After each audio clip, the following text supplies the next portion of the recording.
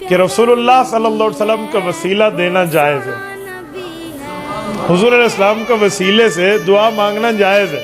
کچھ دنوں پہلے کی بات ہے، ہمارے ایک دوست ہے سعودیہ ہوتے ہیں، مجھے فون پہ کہنے لگے مفتی صاحب قرآن کریم میں ہے کہ وسیلے کے ساتھ دعا مانگو تو قبول ہوتی ہے۔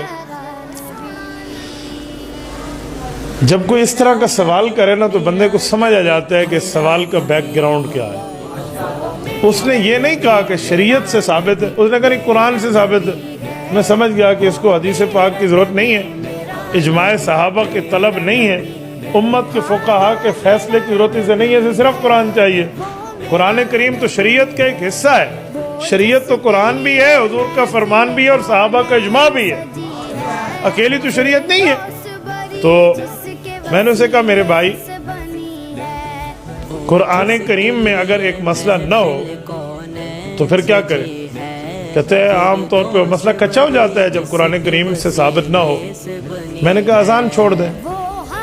کہتے ہیں کیوں؟ میں نے کہا قرآن کریم میں نہیں، اذان ختم، مؤذن نے چھٹی دے ہو تو گھر جا کے بیٹھ جائیے، چھڑ جی کیا رولا پاتا ہوئے، چھڑ دو نا۔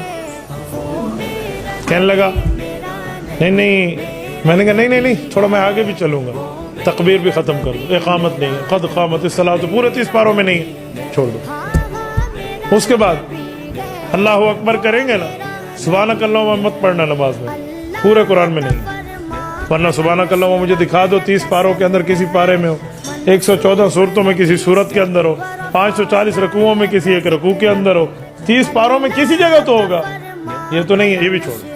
الحمدللہ پڑھنا، قل هو اللہ پڑھنا، جب آپ رکوع پہ جاؤ گے نا سبحان ربی العظیم نہ پڑھنا، کیوں؟ قرآن میں ہے ہی نہیں۔ نہ سامع اللہ پڑھنا، نہ ربنا لک الحمد پڑھنا، سجدے میں جانا سبحان ربی الاعلیٰ نہ پڑھنا، خاموشی سے رہنا، کیوں؟ قرآن میں سبحان ربی الاعلیٰ نہیں ہے۔ اور جب اس کے بعد اتحیات میں بیٹھنا، بالکل اتحیات نہیں پڑھنی، صرف ربی جل نہیں پڑھنی ہے، وہ قرآن میں ہے نہ اتحیات قرآن میں ہے نہ اللہم صلی علی قرآن، چھوڑ دیں، بڑی سادی جہی نماز ہے، پڑھ لیں۔ مجھے کہنے لگا مولوی صاحب یہ تو آپ سینہ زوری والی بات فرما رہے ہیں۔ میں نے کہا چلو سینہ کمزوری والی بات کر لیتے ہیں۔ سینہ زوری والی کیا بات؟ آپ نے خود فرمایا کہ جب قرآن سے مسئلہ ثابت نہ ہو تو کچا ہو جاتا ہے، آپ کو تو حدیث کی ضرورت ہی نہیں ہے، آپ کو صحابہ کا اجماع چاہیے ہی نہیں، تو بس آپ سادی نماز پڑھنا وہ جو قرآن کریم میں لکھی ہے۔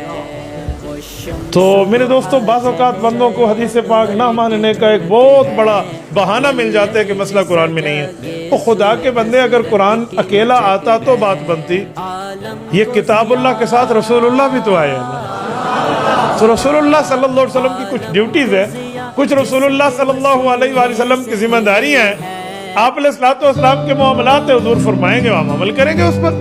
تو میں نے کہا بھئی جب حدیث پاک رسول اللہ کا ہے، قرآن کریم کے ساتھ کتاب اللہ کے ساتھ رسول اللہ آئے ہیں، تو پھر ہمیں حدیث پاک بھی مان لینی چاہیے۔ تو کہنے لگا مولانا مجھے بہت اچھی طرح سمجھ آ گیا کہ حدیث پاک ماننی چاہیے، لیکن ایک بات تو ہو گئی نا کہ قرآن کریم میں وسیلہ ہے نہیں۔ میں نے کہا ہم آپ کا یہ بخار بھی توڑ دیتے ہیں، قرآن کریم میں بھی وسیلہ موجود ہے۔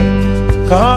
سورۃ نمبر 2 سورۃ البقرہ، آیت نمبر 91 89، پہلا پارہ سورۃ البقرہ کا 10واں رکوع، رب العزت فرماتے ہیں وَكَانُوا مِن قَبْلُ يَسْتَفْتِحُونَ عَلَى الَّذِينَ كَفَرُوا۔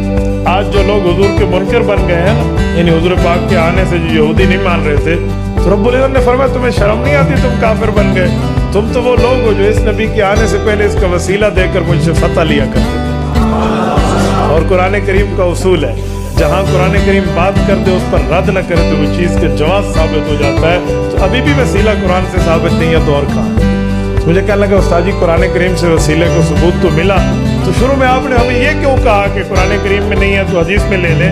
میں نے کہا میں دماغ درست کرنا چاہتا تھا کہ اپنے دماغ سے اس بیماری کو نکال کے باہر پھینک دیں کہ مسئلہ جی قرآن میں نہیں ہے تو ہم نے نہیں ماننا۔